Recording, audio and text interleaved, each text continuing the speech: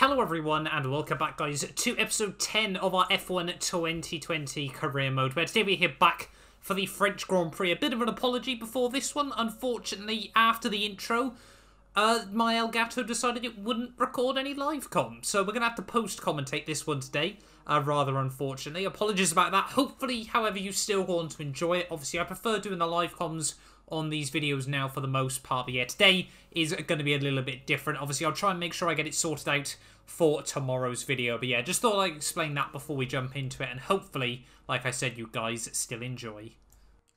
Hello everyone and welcome back guys to episode 10 of our F1 2020 My Team career mode, where once again, last time I might have got the wrong track. This one though was for good reason. I forgot the French Grand Prix track existed. Probably I think a lot of us wish it didn't exist, myself included, but yeah, we're heading to France here today for round 10 of the season from the circuit Paul Ricard. I'll be honest, I do actually quite like racing at this track. I know I'm going to hide from all the hate that I'm about to get, but I do actually find this track quite good fun to drive. It's just not really a racetrack at the end of the day. But quickly before we jump into this though, we've still got a lot of money at the moment. To be honest, what I'm probably going to have to do is just save, because obviously Jordan King's contract is out in just 11 days, so I'm going to have to sort out that once again, unless I decide to buy someone else. His contract's just jumped up to 2 million, rather annoyingly, so I mean we could get Jack Aitken or Nick de Vries. See, Jack Aitken has got a higher overall than Jordan King, but he's cheaper still, which kind of says it all at the moment there. But to be honest, I'm tempted just to stick with Jordan King. I know a couple of you guys down in the comments below have said how he does get better in the second half of the season. Let me know down in the comments below, obviously, if you guys want me to keep Jordan King or whether we'll look at scrapping him ready in the next episode of the seasons. But yeah, we've got 2.75 mil, so we should be pretty safe on that front. We got 938 R&D points. So with a bit of luck, we should be able to get a chassis upgrade on the car after this weekend. We've still got the one in development at the moment. When is that meant to finish? Monday the 29th of June. So literally just after this weekend, we can try and get another chassis upgrade on the car, as well as maybe something else potentially as well. We might be able to get a cheeky aero upgrade. In fact, yeah, we'll get the cheeky aero upgrade now. I think we should still have just under 400 R&D points, so if we can get 700 this weekend, we should still be able to get the chassis upgrade as well. So yeah, we'll do that. We've only got 200 R&D points, so we might have to wait a little bit longer. My maths has failed me there. So we'll have to wait a little bit longer before we can get the chassis upgrade. But anyway, as well, lots of stuff to be sorting out before we jump into this one. The engine, we had a couple of issues last time. I know the team were reporting that we had some very, very big wear on the ICE. You can see that's up to 57%. So we're going to go with a fresh ICE. I think everything else, though, is all right at the moment. The gearbox as well. Yeah, that's fine as well. Anyway, finally, then, we've sorted out all the admin stuff. Let's jump in, then, ready for the French Grand Prix. Welcome along then to France, host of the world-famous Tour de France. But we're not talking two wheels today, we're talking four, in a country widely thought of as giving birth to the art of motor racing back in the late 1800s. We've come a long way since then, and you're about to find out how far. It's time for the French Grand Prix. A lap of Paul Ricard then consists of 15 corners and a total length of around 3.6 miles. Drivers will need to position their cars carefully on the exit of the flat-out turn 10, ready for the double apex right-hander at 11. Watch out for potential overtaking action at the end of the start-finish straight and into the heavy braking zone of turn 8. Anthony Davidson is alongside me as usual for the race today. Why don't we discuss McLaren? What do you make of their performance so far this season? Well, the atmosphere within that team seems very positive at the moment. Everyone seems like they're in great spirits and having a lot of fun doing what they do, and that's definitely contributed to the performances we've seen.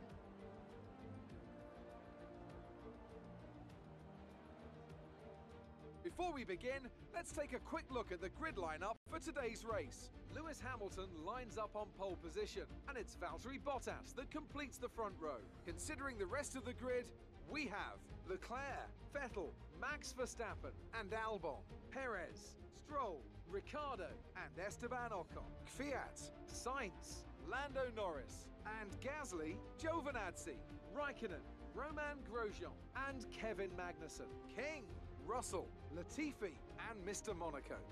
Which of these talented drivers will come out on top today? This is our engine supplier's home Grand Prix. Let's give them a race worth watching.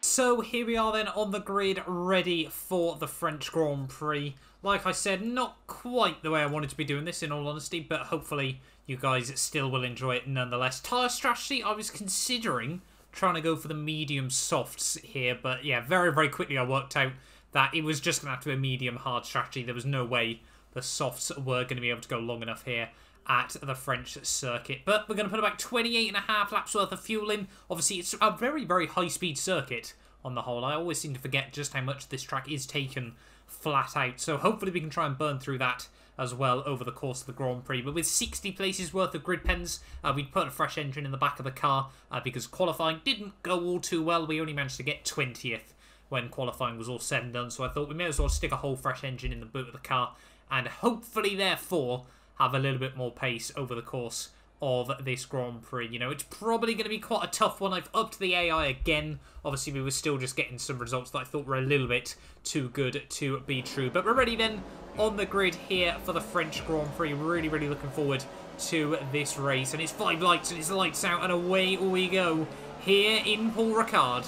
Understandably, it wasn't the best getaway in the world, but starting from the back, you know, we're not going to try and go for any heroics down in towards turn 1 there. You can see the AI just forming 2 by 2, basically a wall, as we head through the first couple of corners there. Russell and Latifi a bit slow off the exit of the first corner there as they try and battle that out between themselves. So we think about going for a move up the inside in towards turn 3 and turn 4 there. Can't quite make anything work at the moment as they both, as well as everyone else, seem to just completely stop coming through turn 5 and turn 6. They're out though onto the Mistral Straight for the first time in this Grand Prix. Obviously, we need to try and get past these Williams cars as quickly as possible there. And look at the slingshot we're able to get on Nicholas Latifi there. Up the inside, potentially, of George Russell as well there. And yeah, we're back up now to where we would have qualified had we not got all our grid penalties there. So not a bad little start in this race. Next up, though, is our teammate Jordan King as we try to get the power down onto the second part of the Mistral Straight here. And yeah, I don't know what it was. Really, really just struggling with straight line speed throughout the entirety of this weekend. Hindsight is a beautiful thing, and I think we probably could have got away with running ever so slightly lower wings, but it obviously wouldn't have helped us out in this third sector there. Speaking of the third sector, though, sneak up the inside of my teammate on lap 1 here. He tries to have a bit of a look up the inside through one of the third last corners there of the track, but we hold firm, and so we've ended up making a progress both from where we started in this race and then also from where we would have started in this French Grand Prix there. On to lap 3 though, all over the back of the first of the 3 home drivers here of Romain Grosjean with Haas. You know, they've been really, really struggling in the early stages of this season there, and hopefully today we can move them back 1 place in the race order as well here. As you can see, able to get quite a good run out onto the second part of the Mistral Straight here. We're going to have a look up the inside of Grosjean in towards the fast right-hander there, and we do make the move work. We hang him out to dry on the exit there. We relegate the Haas man down into P19 of the race there, and yeah, up another spot for ourselves. And like I said, we were just trying to use the engine as much as possible here, as once again Grosjean trying to have a bit of a send up the inside in towards the final few corners of the lap though. It would slowly but surely start to get a little bit sunnier though around this Paul Ricard circuit, obviously based in the south of France. You'd hope for some lovely weather around this track. As on to lap 6 though, all over the back of Grosjean's teammate Kevin Magnussen here. Hopefully we can do the same thing once again. We're able to get a good run out onto the second part of the Mistral Straight there, and yeah, the Haas still struggling towards the top end, so we're able to slip up the inside before we even get into the tight right-hander that time round. And we're now up into P13 of the Grand Prix as we're starting to see the first of the AI runners making their pit stops here. And yeah, it was made very, very clear to me very, very early on that the soft tyres were not the ones to be on around this circuit. You can see end of lap 6, a few more cars into the pits there, so we're going to move ourselves up into 9th place of the Grand Prix. We'd actually be 8th after one of the other cars would dive it in just 1 lap later here. And now we were all over the back of the Alfa Romeo of Kimi Raikkonen though. So far the only places we'd sensibly been able to make moves was down in towards that corner, and then also down in towards, I think this is turn 10 on the lap, I'm not 100%, turn 11, sorry. As you can see there, Raikkonen though very, very slow on the inside. We're able to hook it up right around the outside of the Alfa Romeo. That gives us the inside for turn 12, and we've been able to pull off a bit of a worldie, if I do say so myself. They're very, very happy with that overtaking. Yeah, not too sure why Raikkonen was so slow on the entry there, but we're not going to complain. We're going to take the move and continue pushing forward here. Lap 10, now all over the back of his teammate Antonio Giovinazzi. We found a lot of teammates are battling it out this weekend there. And can we try and make a move potentially on the Alfa Romeo? We've used all of our ERS as we head down in towards Sector 3 here. Going to go for a big, big send from a long way back, though, on Giovinazzi. Round the outside of one Alfa, up the inside of the other.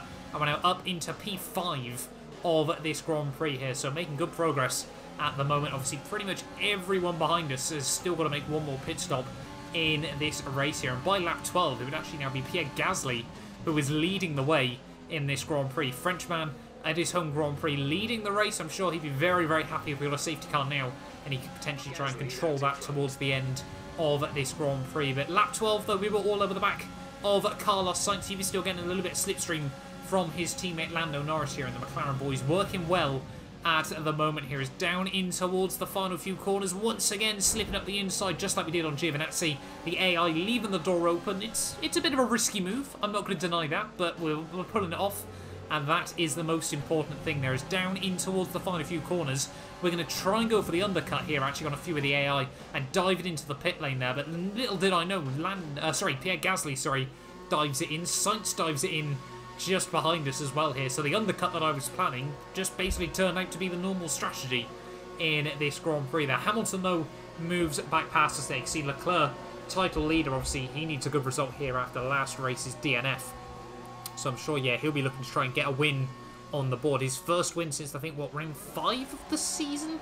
Round 4 even it might have been, back at either... no, it might have been Zandvoort, if I'm not mistaken there. But luckily we don't get mugged in the pit lane, and we're going to rejoin the circuit down in P17 here, so not quite where I wanted to be in this race at the moment. But obviously we've still got a few more of the AI that do need to dive it down into the pit lane as well here. And obviously the most important thing about this was, were we going to be able to get the undercut on Lando Norris here? Obviously we were able to get past one McLaren on the track, and you know, despite the lack of pace we showed in qualifying, race pace still seemed to be pretty decent. We still seem to be able to hang around with most of the midfield here. You know, pretty much Racing Point, McLaren, Alpha Tauri, Renault and Alfa Romeo and ourselves, pretty much, yes, 6 teams in the midfield are within about 1 upgrade of each other. It is insane just how close the upgrade path is at the moment. So although we came into this weekend with the theoretical 9th best car, realistically it was about 9th, but it could also be 4th if we got the pace right as well here. But on to lap 15, though, yellow flags out as Esteban Ocon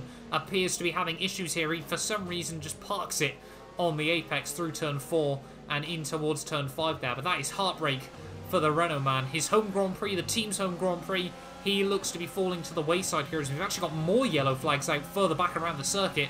Appears to be one of the Alpha Tauri going slowly further back there. Ocon's out, and Danny Kvyat's out, as well as the safety car has been deployed there, just as Sainz was about to try and make a move on ourselves here. So now we're in a bit of a difficult situation where, do we opt to pit at the end of this lap? Of course we do. We've got to try and take the gamble here and see if we can get anything more out of this Grand Prix. Obviously, everyone else is going to be quite slow on a set of the soft, apart from obviously all the guys on the 2-stop here. So we're going to try and slot onto the 2-stop strategy, make it work, drag these mediums, even I should say, to the end of the Grand Prix here. And you can see coming back out of the pit lane, though, down in P17, only ahead of Stroll and the 2 Williams cars here. So hopefully off the restart we can try and make good progress. First up, though, Alex Albon here, really not having a good day out for Red Bull there. As out of the final corner, it is going to be green flag racing with just 10 to go around the Paul Ricard circuit here. Can we potentially try and make a move work on Albon down in towards turn 1? He's going to go defensive, but no.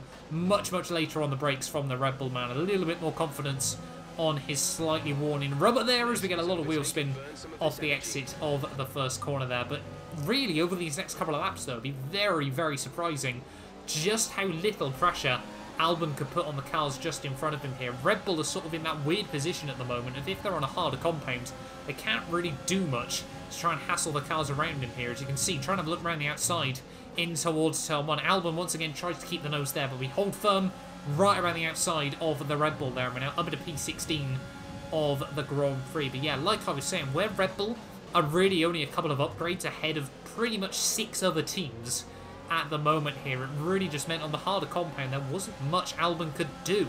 Speaking about trying to do things though in this Grand Prix, now having a look though on Daniel Ricciardo there. Grosjean made a bit of a mistake through the halfway stage of the Mistral straight there, so we're going to try and line up a move on the Renault. We think about going for it, but not enough space on the inside there. This time around though, we'll have a look, and Ricciardo's going to slam the door on us. So unfortunately, Albon's going to be able to sneak back past through. Stroll might try and look up the inside as well. We do just about hold on ahead of the Racing Point man, but yeah, really just not making anywhere near the progress we needed at this stage of the race there. And it's actually my teammate Jordan King who is doing us a world of favours here, holding up a bit of a train from P13 down. You can see Grosjean, Ricciardo, myself, Albon, and Stroll caught in this battle there, as Stroll's going to go for a move that we couldn't spot when he was going for it. Stuck his nose in personally where I didn't think it really belonged. And unfortunately, that is going to put us right to the rear of this Grand Prix once again. So every time we make a bit of progress, we seem to take one step forward, 2 steps back at the moment there. And yeah, really not happy with that bit of a half-hearted attempt from Lance Stroll there. I think as Brundle would say, a day late and a dollar short on that one there from the Racing Point man. But anyway though, we've still got to try and make progress in this Grand Prix. You know, we could easily get in the safety car towards the end of this race there. And lap 22, we would be all over the back once again of the Williams cars there. Latifi trying to have a look past his teammate there. For some reason, George Russell is going to completely allow us to run right around the outside. So we swoop back past both Williams in one go there. Not too sure why he defended from his teammate and not from ourselves. But after that spin, unfortunately our tyres, we'd really struggle to keep them in a good operating window towards the end of the Grand Prix there. So it would actually be George Russell who would, right until the very end, would be hounding us on around this circuit here. Down in towards the final few corners though of this French Grand Prix. You can see George still right in the mirrors as we head down in towards the penultimate corner here. Final corner though here in France. Hasn't been a particularly good day there. We get a horror run at the final corner here, and it's actually going to be a drag race between myself and the Williams down towards the finish line. Who's going to be able to get it? We just hold on in the end there, but a rough old day in the office.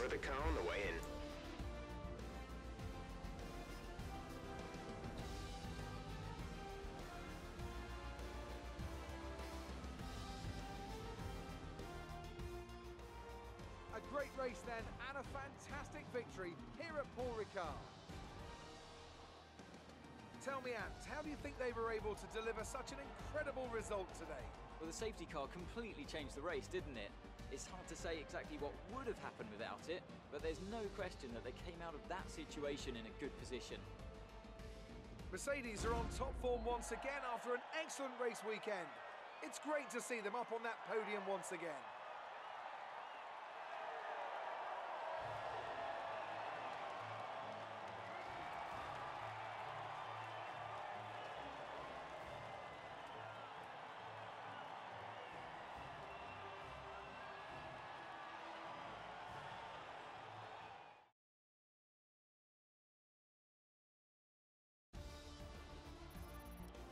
And after this round of the World Championship, here's how things look in the drivers' table. Charles Leclerc, currently leading the championship standings, extends his lead even further with this result. Some amazing talents out on the track today, but Anthony, who would you pick as your driver of the day? Kimi Raikkonen's my standout today. Nothing you could construe as showboating, just an incredibly consistent performance out on track. Let's move on to the constructors. The lead at the top comes down after a strong weekend from the challenging pack. Another team that will be satisfied with this Grand Prix is Alfa Romeo, whose good result moves them further up the championship. After an event like that, who knows what the sport has in store for us next time?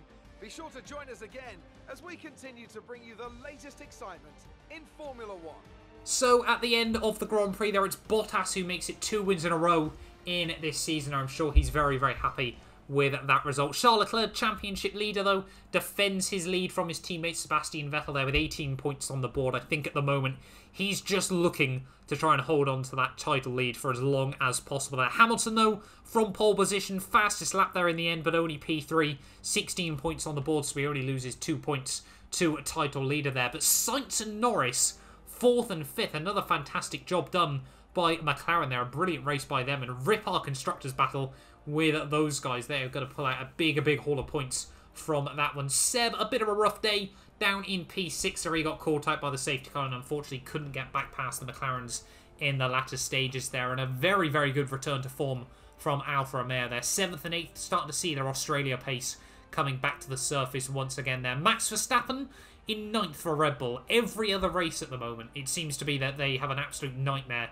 so far this season, so only 2 points on the board for them, with Sergio Perez in 10th place there. You can see further down the order though, Magnussen in 11th, just missing out another point for Haas ahead of Gasly, one of the home racers there. My teammate Jordan King had a good day at the office in P13 there, and you can see further down the order, we were only able to beat the Williams and the 2 DNFers at the end of the day. Title-wise though, Hamilton and Seb now tied in P2. They're still just within a race win of Charles Leclerc, 22 points back there, as Bottas now is slowly but surely creeping back up towards those guys as well. There, Verstappen and Albon in a bit of no man's land, but Lando Norris is taking good points out of them at the moment as well. Their consistency has been key for him so far this season. That good result as well means that Sainz moves back past Raikkonen, Ocon and Ricciardo. Giovinazzi moves back past Lance Stroll as well. There are no other changes towards the rear of the field there. And constructors-wise, Racing Point and Nelson now tied for P5, but they're ahead of us on countback. And then you can see Alfa Romeo jump back past Renault into 7th place there as well. But thank you all so much for watching this video. If you did enjoy, do make sure you get yourself subscribed. A bit of an apology, obviously. This wasn't quite the way I wanted to make this video, but it should be back to normal when we get back here tomorrow, ready for round 11 of the season, where we head to the Styrian Mountains. It's time for the Austrian Grand Prix. This video was helped made possible by our first channel member. A big thank you to the Travesty for becoming a member of our channel. You can join him and be featured on these end clips as well as a few other exclusive perks for just £1 a month by clicking the join icon below.